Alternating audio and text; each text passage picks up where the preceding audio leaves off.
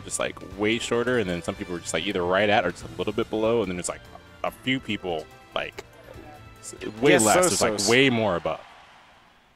Because of me is that we have an average, because I'm so much taller than everyone. There's an average at Shockwave. Xan is the reason that it's 5'10" and a half and not 5'10". Exactly.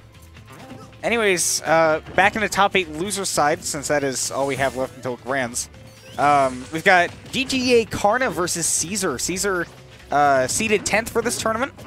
So outperforming his seeding, but not really outperforming expectations. I think a lot of us kind of knew that C-Zer's certainly capable of this kind of performance.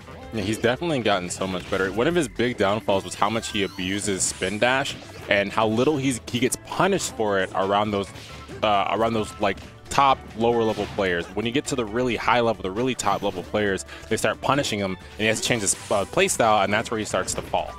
That's what we see a lot when he plays Lima. But as you can see here against Karna, you know, it's not necessarily just the spin dash abusing. Great spring to get out of that. That also, just because Karna hit that with the bouncing fish, gave him enough time to actually escape safely. Otherwise, Karna would be able to rinse repeat. Trying to drop off back air, but instead he just ends up back airing on the platform, going nowhere.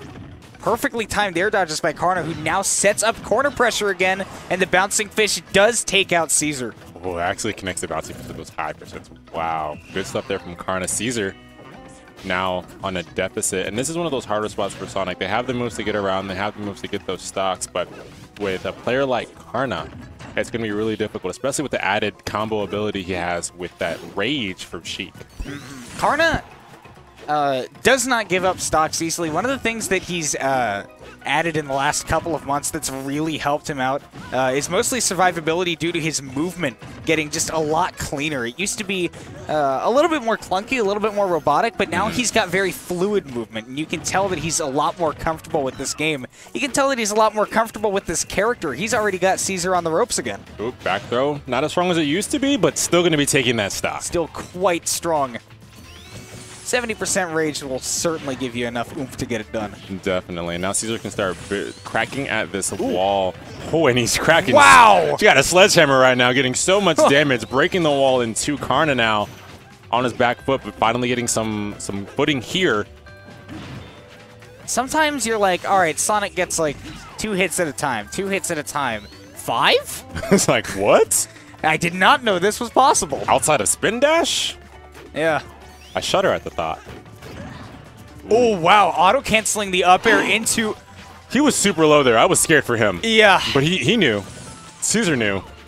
Yep, and that's going to be an up air. Perfect percent, too. What I love a lot about Karna is that he's one of those... He kind of plays like a DK, right? Where, like, they have their percent windows of where things will connect and things will kill.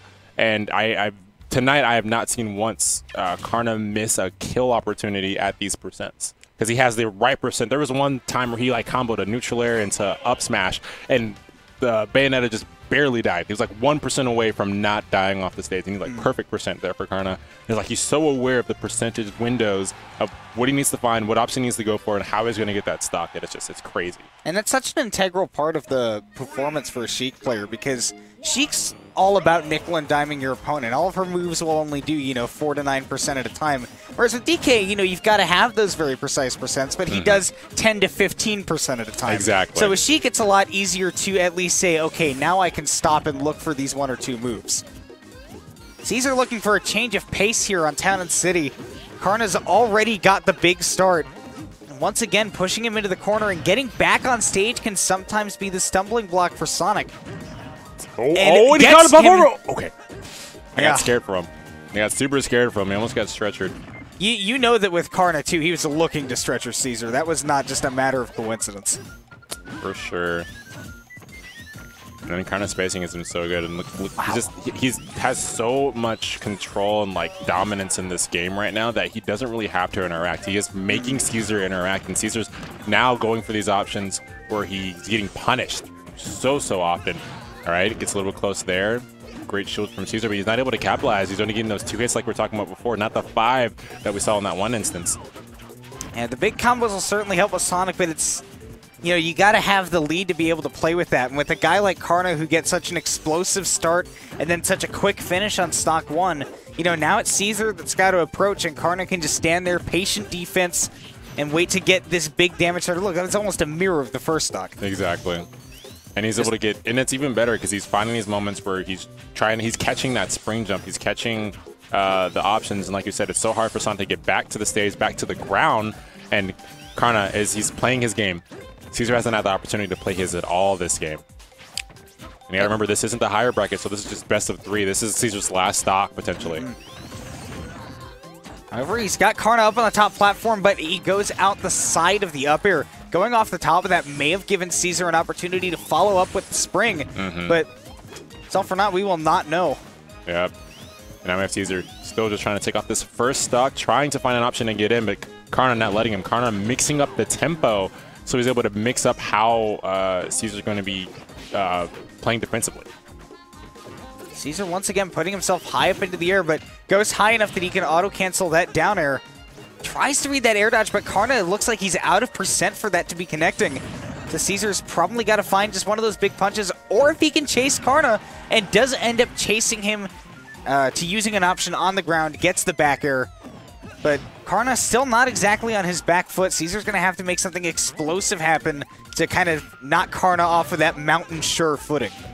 Has him in the air now, uses the spring to apply pressure and keep himself safe.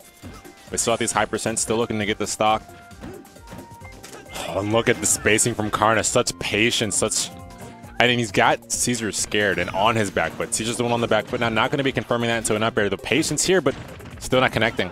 Good air dodges there from C-Zer. It's going to give him another lease on life. But now getting back to the stage is the problem. These air dodges are so well timed from C-Zer to keep himself alive. It's exactly why Karna hasn't gotten that stock yet. And now he's getting out of those percents where Sheik has those easy confirms, those cookie cutter confirms. Now he's jumping out of the forward tilts, and Karna now is struggling to find a stop. Yeah, there's actually like a pretty good ember of hope burning here for C-Zer. As long as he can get back on stage here. Neutral air, not going to have enough knockback to take it out. Forces him to recover onto the stage and punishes the homing attack with the up smash.